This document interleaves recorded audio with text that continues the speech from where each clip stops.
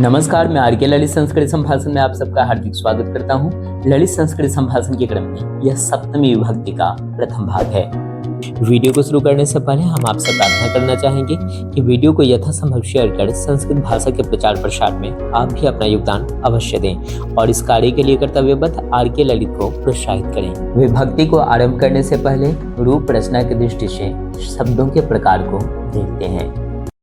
यदि किसी शब्द के अंत में हल चिन्ह लगा हो तो उसे हलंत या व्यंजनांत शब्द कहते हैं, जैसे राजन, भवत, वाक इत्यादि।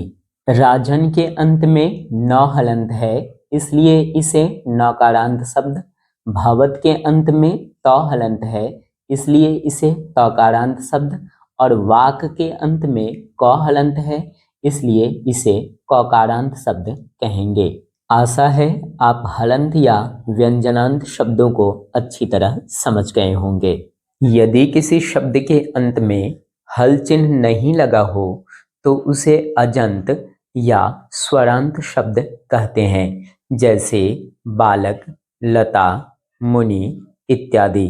बालक के अंतिम अक्षर क में अ होने के कारण इसे अकारांत शब्द, लता के अंतिम अक्षर ता में आ होने के कारण इसे आकारांत शब्द और मुनि के अंतिम अक्षर नी में ह्रस्व ई होने के कारण इसे ह्रस्व इकारांत शब्द कहेंगे।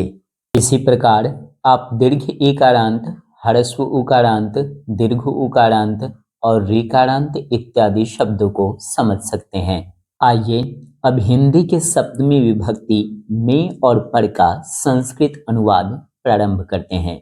घर में गृहे, विद्यालय में विद्यालये, बगीचे में उपवने, जीवन में जीवने, किताब में पुस्तके, जंगल में वने, पानी में जले, घड़ा में घटे, देश में देशे, राज्य में राज्ये, गांव में ग्रामे, पेड़ में वृक्षे, भारत में भारते, बिहार में बिहारे, फूल में पुष्पे, फल में फले।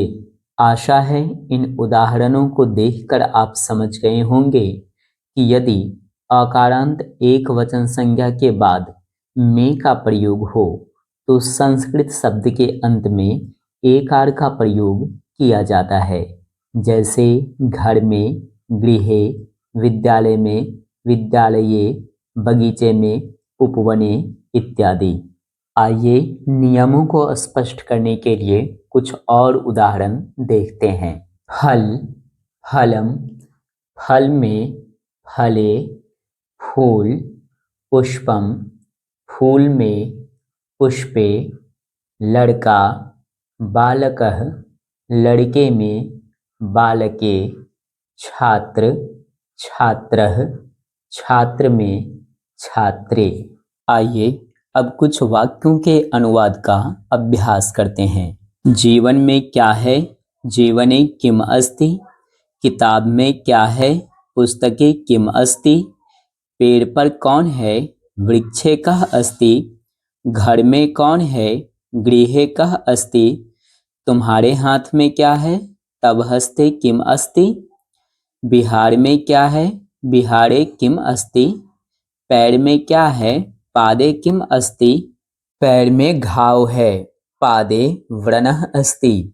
घर पर कोई नहीं है, गृहे कोऽपि नास्ति। पिताजी घर पर नहीं है, पितृमहोदयः गृहे नास्ति। मेरे हाथ में कुछ नहीं है, मम हस्ते किंचित नास्ति। पेड़ पर एक कौवा था, वृक्षे एकः काकः आसीत्। जंगल में एक शेर था, वने एकः सिंहः आसीत्। कमरे में कोई नहीं था, कक्षे कोऽपि न आसीत्। दूसरे वाक्य में गृहे के बाद लिखा शब्द कोऽपि है। को, अ और पी।